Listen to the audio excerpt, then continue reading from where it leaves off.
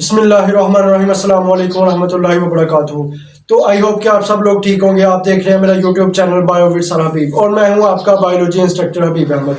बच्चे, आज जो हम टॉपिक डिस्कस करने जा रहे हैं वो होगा एक्सक्रीशन। यानी हम पढ़ने वाले हैं, आज हम एक्सक्रीशन के बारे में पढ़ेंगे एंड हम साथ बच्चे डिस्कस करेंगे एक्सक्रीशन इन प्लांट्स।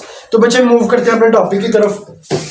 तो सबसे पहले बच्चे कह रहे हैं एक्सक्रीशन का मतलब क्या होता है। कह रहे हैं एक्सक्रीशन बच्चे हम बोलते हैं रिमूवल ऑफ एक्स्ट्रा वेस्ट और मटेरियल फ्रॉम दी बॉडी। यानी बॉडी के अंदर से क्या होगा, जो लिविंग ऑर्गेनिजम्स होते हैं वो कह रहे हैं कि अपनी बॉडी के अंदर से जो एक्स्ट्रा वेस्ट होता है, जो आप कह सकते हैं कि वेस्ट मटेरियल होता है, उसको बाहर निकाल देते हैं और उस रिमूवल को आप क्या बोलते हैं, एक्सक्रीशन। तो बच्चे सबसे पहले हम बात करते हैं कार्बोहाइड्रेट्स एंड लिपिड्स की। कह रहे जब कार्बोहाइड्रेट्स एंड लिपिड्स के हम मेटाबॉलिज्म करते हैं तो इससे हमारे पास क्या प्रोड्यूस होगा, कार्बन डाइऑक्साइड एंड वाटर। उसके बाद बच्चे हम देखते हैं कि जब प्रोटीन्स एंड न्यूक्लियोप्रोटीन्स क्या करती हैं, जब इनकी मेटाबॉलिज्म होगा या ब्रेकडाउन होगी तो क्या बनेगा, वेस्ट नाइट्रोजन। ठीक है, उसके बाद क्या होगा बच्चे, ये जो वेस्ट नाइट्रोजन होगा ये डिफरेंट एनिमल्स के अंदर क्या होता है, प्रोड्यूस होता है। ठीक है, यानी बच्चे हमने सिंपल पढ़ा है कि जब प्रोटीन्स एंड न्यूक्लियोप्रोटीन हमारे पास इनकी मेटाबॉलिज्म होगा, इनके ब्रेकडाउन होगी तो क्या बनेगा, इससे वेस्ट नाइट्रोजन बनेगा और वो डिफरेंट एनिमल्स के अंदर क्या होगा, प्रोड्यूस होगा। उसके बाद बच्चे हम देखते हैं mechanism of excretion in plants, यानी how mechanism excretion in plants, और हम बात करेंगे how mechanism of excretion in animals. तो सबसे पहले बच्चे हम बात करते हैं, शॉर्ट नोट है कि एक्सक्रीशन इन एनिमल्स कैसे होती है। तो कह रहा है सबसे पहले वेस्ट नाइट्रोजन, कह रहा है ये क्या होती है, टॉक्सिक होती है। यानी कह रहा है जो बॉडी के अंदर नाइट्रोजन प्रोड्यूस हो रहा है ये टॉक्सिक है, हार्मफुल होता है। तो कह रहा है ये क्या होगा, रिमूव फ्रॉम बॉडी, ये बॉडी से बाहर रिमूव कर दिया जाता है।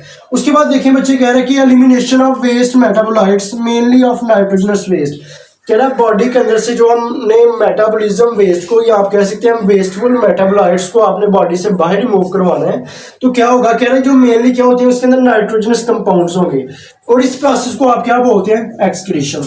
ठीक है, इस रिमूवल को बच्चे आप बोलेंगे एक्सक्रीशन। उसके बाद बच्चे हम देखते हैं कि how excretion occur in plants, के प्लांट्स के अंदर एक्सक्रीशन कैसी होती है।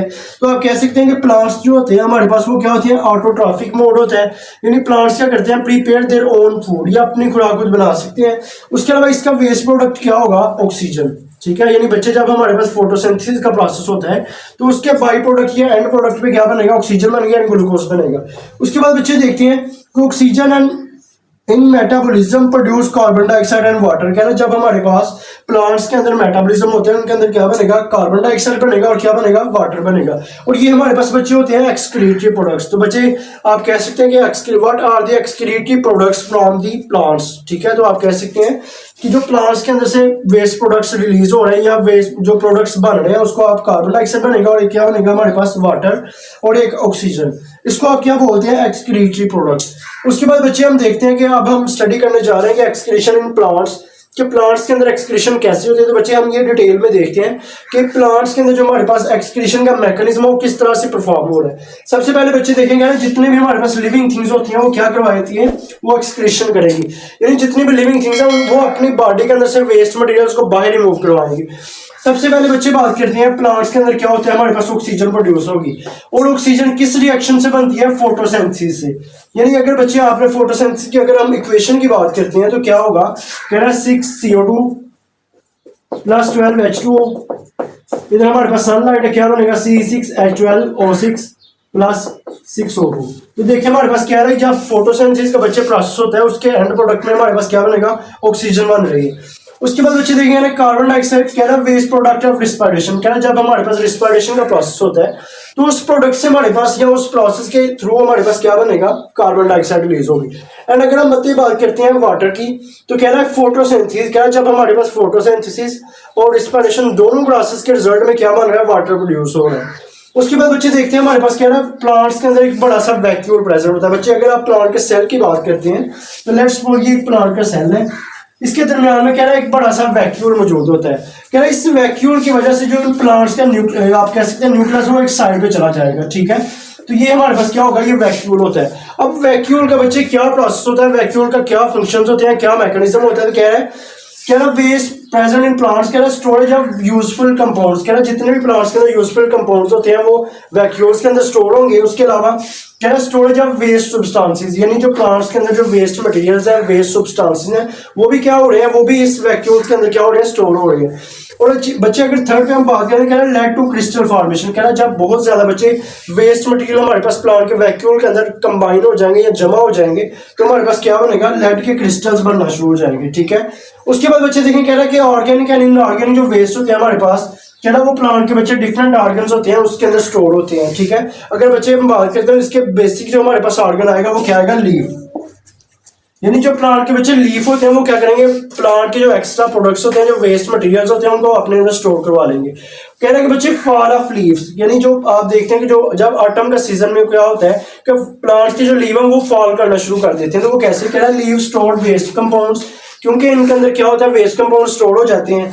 फिर वो कह रहा है कि रोटन लीव्स, यानी जो हमारे पास जैसे ही प्लांट्स के पत्ते जमीन पर गिर जाएंगे तो वो रोटन हो जाएंगे, यानी गल जाएंगे, तो कह रहा है वो क्या होते हैं, सोर्स ऑफ मिनरल्स। फिर कह रहा है आप उसको फर्टिलाइजर के तौर पे, आप उसको मिनरल्स के तौर पर यूज कर लेंगे। उसके बाद बच्चे हम देखते हैं कि एक्सक्रीटोफोर क्या होता है, व्हाट इज एक्सक्रीटोफोर। तो बच्चे ये शॉर्ट क्वेश्चन है, तो क्या होगा, कह रहा है फॉलिंग ऑफ येलो लीव्स, कह रहा है जब प्लांट्स के जो लीव्स होते हैं, जो ट्रीज के लीव्स होते हैं, जो येलो हो जाते हैं, कह रहा है जब वो फॉल करेंगे तो क्या होगा, किस सीजन में फॉल करते हैं, ऑटम में, ठीक है।